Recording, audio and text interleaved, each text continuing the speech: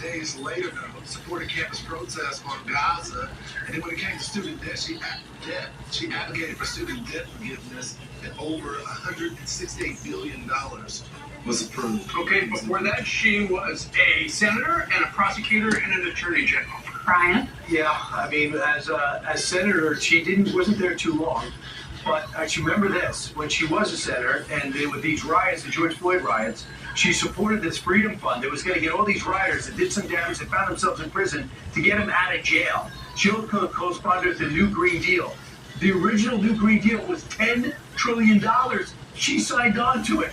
She said, oh, all those people who cross the border, I think we should decriminalize illegal border crossings, and even supported health care for all, which, by the way, is not unusual, because in California, they do that. Health care for illegals. We've got to You pay for it. And they do that out in California. Let's get in the Wayback Machine. Here she is in 2019.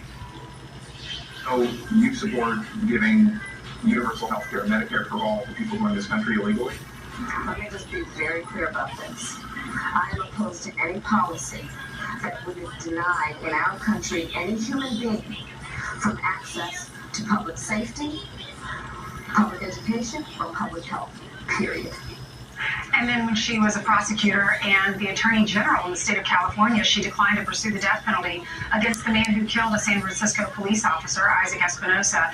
And then she also was in favor of passing Prop 47 in California. She supported that. That's the one where if you go into a department store and you steal under $950, you're just charged with a misdemeanor. That's right. And keep in mind, when she was running for president, in 2020, she was running as a progressive.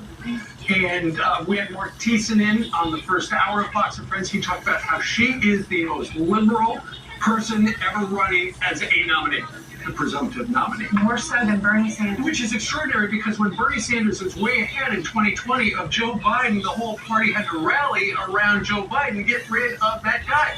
Well, Kamala Harris is a lot like Bernie Sanders. Just listen to Larry Kudlow on his show yesterday.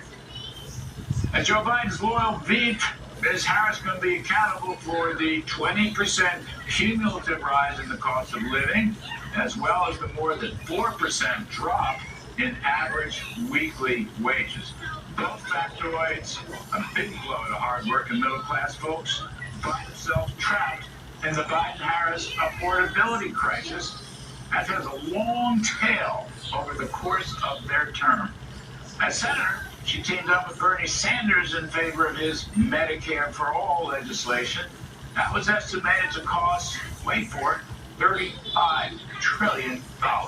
As a senator, she supported universal basic income, or guaranteed income as it's called, and she also supported rent and utility payment control. So Kamala Harris is a spender, a taxer, a regulator. That's why I refer to her as big government socialism. She's a redistributor. Take from Peter and give to Paul. Now, think of it as the California model of everything, which we have learned is a failed model. We just went through her policies, and at her core, she's only brought death, poverty, and destruction to communities all over the country. Hasn't been good for the country. I think we should focus on that record when we're talking about Kamala Harris. I worry, because you can take it to the bank. This is going to be the most racialized presidential campaign in American history. All the DEI stuff, all the other things. I get Joe Biden put it on the table and said, hey, he's only selecting a black woman.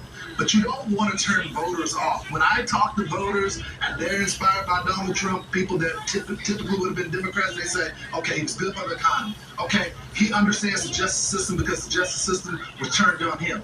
They want to hear about that stuff, the First Step Act. They want to hear about his education policy and all that.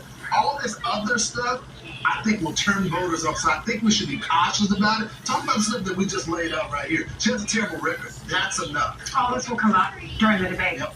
And Larry's right. She wants to spend $2 trillion to finish what Joe Biden was unable to do, including universal pre-K, elder care, child care, tax cuts for working class families, and to jack taxes up on corporations and people who have... There was only two people that stood in his way of doing that, Joe Manchin and Senator Sinema. So she thinks she can do that. She's got to get a Senate with her, and she's got to get a House with her. And I'll add this. I thought Grant Cardone with Laura Ingraham had a great point last night. How did a woman that never made more than $145,000 end up with $12 million? I was very curious to see her alternate. I don't know if it was selling Amway or things she was doing on the side. Another rich politician that should not get rich from the salaries that are given to her. The Wall Street Journal yesterday had something about her investments and things like that. It sounds like her husband used to work for a very prominent law firm where he made a lot of money. All right, we'll follow it. Fox News Alert.